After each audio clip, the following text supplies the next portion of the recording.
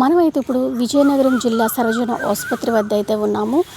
లక్ష్మి అనే లక్ష్మి అనే 19 ఏళ్ల యువతి అయితే పురుగుల మందు తాగి అపస్మార స్థితికి చేరుకోవడంతో ఆ యువతినైతే విజయనగరం పెద్ద ఆసుపత్రికి తీసుకురావడం జరిగింది. చికిత్స పొందుతూ మృతి చెందింది. అయితే పెళ్ళైన 19 యువతి అలా మృతి చెందడం ఏంటని ఒక తీవ్ర దిగ్భ్రాంతి అయితే వ్యక్తం చేస్తున్నారు కుటుంబ సభ్యులు.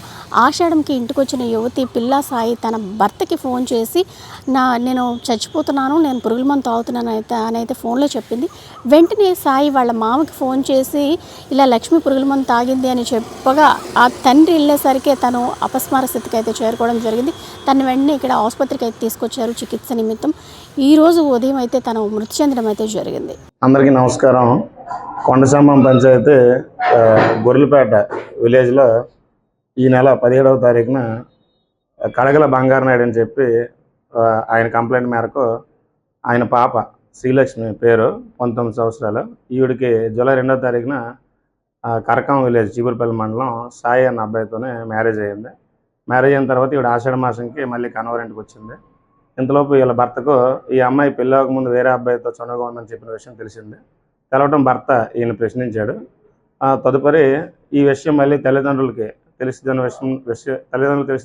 తెలిసి ఈవిడ 17వ తారీఖున ఆవిడ కళ్ళంలో పురుగుల మందు తాగి తదుపరి చిగురుపల్లి హాస్పిటల్లో జాయిన్ అవగా మెరుగైన చికిత్స మేరకు సుఖదేవ్ హాస్పిటల్కి పంపించారు. సుఖదేవ్ హాస్పిటల్లో ట్రీట్మెంట్ పొందుతూ నిన్న ఉదయం 3 గంటల 20 నిమిషాలకు చనిపోవడం జరిగింది.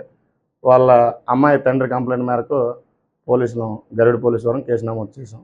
అనుమానాస్పదంగా కేసు నమోదు చేశాం. పిల్ల లక్ష్మి మృతిపై అయితే కుటుంబ సభ్యులు తీవ్ర దిగ్భ్రాంతి వ్యక్తం చేస్తున్నారు. అసలు ఏం జరిగిందో మాకైతే ఏమీ తెలియదు, తను ఎందుకు ఇలా చనిపోయింది అన్నది కూడా మాకు అర్థం కాని పరిస్థితి. ఎంతో సంతోషంగా పెళ్లి చేశాము. ఆషాఢంకి అంటే పెళ్ళై 19 రోజులు అవుతుంది, ఇంకా ఎక్కువ కూడా కాదు. ఈలోపే తను ఇలా పురుగుల మందు తాగి ఆత్మహత్యయత్నం చేయటము, తర్వాత చికిత్స పొందుతూ మృతి చెందడం నిజంగా బాధాకరం అని అయితే చెప్తున్నారు. కుటుంబ సభ్యులు అయితే మాట్లాడే స్థితిలో లేరు. మేమైతే ఏమీ మాట్లాడలేము, మేమేమీ చెప్పము అని అయితే వాళ్ళ కుటుంబ సభ్యులు అయితే చెప్తున్నారు. అలానే యువతి అయితే చాలా చిన్నమ్మాయి ఎందుకు ఇంత అఘాయిత్యానికి పాల్పడింది అనేది ప్రతి ఒక్కరూ కూడా కంటతడి పెట్టేస్తున్న పరిస్థితి అయితే కనిపిస్తుంది. లక్ష్మి మృతిపై అయితే భర్త సాయి కూడా దిగ్భ్రాంతి వ్యక్తం చేస్తున్నాడు.